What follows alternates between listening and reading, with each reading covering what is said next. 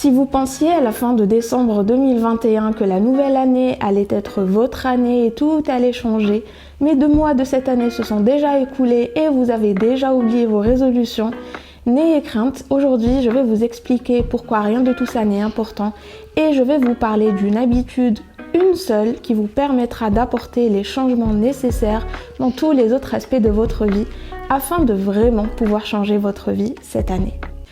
Une nouvelle année semble toujours être une belle opportunité pour transformer notre vie, notre corps, nos revenus, notre statut et notre environnement.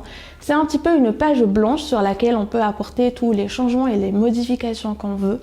Toutefois, on fait la transition sur cette nouvelle page en emportant nos bagages émotionnels, nos schémas de pensée négatifs, nos états d'esprit, nos insécurités, nos espoirs et on les déballe sur cette nouvelle page. C'est un petit peu comme si on avait une maison de laquelle on ne pouvait jamais sortir et cette maison a plein de problèmes à l'intérieur. Donc il y a des problèmes de plomberie, d'électricité, certaines pièces ne sont pas rangées, d'autres sont sales, il y a de l'humidité, des équipements qui ne fonctionnent pas.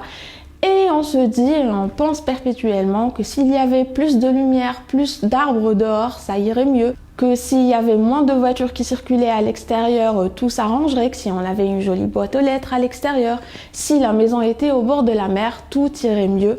Alors qu'on sait pertinemment que tous ces changements externes ne vont apporter aucun changement à l'intérieur de notre maison. Et c'est exactement la même chose quand on identifie tout ce qui ne va pas à l'extérieur et qu'on blâme ça pour ce qu'on ressent ou qui l'on est aujourd'hui. Donc si chaque année vous avez des résolutions comme perdre du poids, décrocher un job, augmenter vos revenus, apprendre une nouvelle langue ou apprendre à jouer d'un instrument, mais vous n'arrivez jamais à les tenir ou à les réaliser, cela veut dire que ce qu'il y a à changer est interne et non pas externe. Et une fois que vous aurez fait ce travail, toutes ces résolutions seront beaucoup plus simples et plus faciles à réaliser.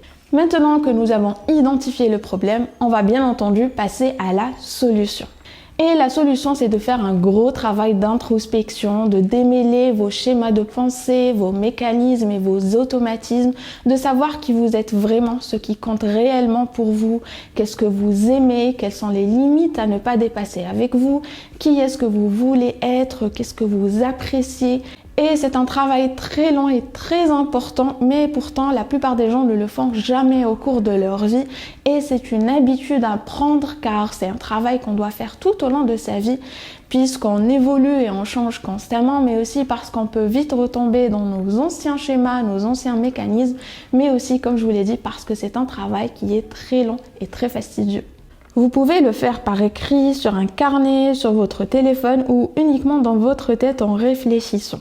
Quand vous avez un problème récurrent, cela veut dire qu'il y a un problème avec la façon dont vous y pensez, dont vous l'approchez, dont vous réagissez et traitez ce problème. Un manque dans votre vie est le reflet de ce que vous ne donnez pas.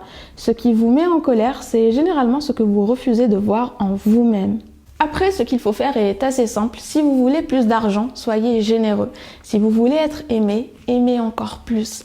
Si vous ne comprenez pas, demandez des explications. Si vous voulez être compris, expliquez. Et si vous voulez quelque chose, demandez. Si vous êtes impulsif et vous prenez souvent des décisions regrettables et vous dites des choses que vous ne pensez pas, votre résolution, au lieu d'être faire moins d'achats compulsifs ou encore ne pas décharger vos nerfs sur le premier venu, ça devrait être plutôt trouver la cause primaire, la source de votre impulsivité et de régler ça. Sur internet, il suffit de taper questions introspectives et vous trouverez des centaines de milliers de questions et de points à développer. Faites ça chaque jour ou une fois par semaine, peu importe, du moment qu'au quotidien vous vous évertuez à être conscient de ce qui ne va pas à l'intérieur de vous et que vous procédez à la déconstruction de ces filtres, de ces schémas et mécanismes automatiques qui sont la cause primaire pour laquelle vous n'arrivez pas à changer votre vie. Vous créez ce que vous croyez, vous voyez ce que vous voulez et vous recevez ce que vous donnez. Donc voilà pour cette vidéo, j'espère qu'elle vous a plu. Encore une fois, j'insiste, s'il y a une habitude à prendre, c'est de faire un travail d'introspection aussi souvent que vous le pouvez, car au lieu d'être constamment à la recherche de ces changements externes dans notre environnement, notre corps, notre travail, etc., on laisse ce qu'il y a de plus important et qui va justement engendrer tous ces changements, et c'est ce qui se passe à l'intérieur de nous. Donc il faut revoir ces blocages émotionnels, ces mécanismes automatiques, ces schémas de pensée négatifs, ces croyances limitantes et changer ça. Et à partir de là, on va pouvoir changer tout ce qu'il y a d'autre dans notre vie. Et du coup, si cette vidéo vous a plu, n'hésitez pas à mettre un j'aime et à la partager, ça m'aiderait énormément.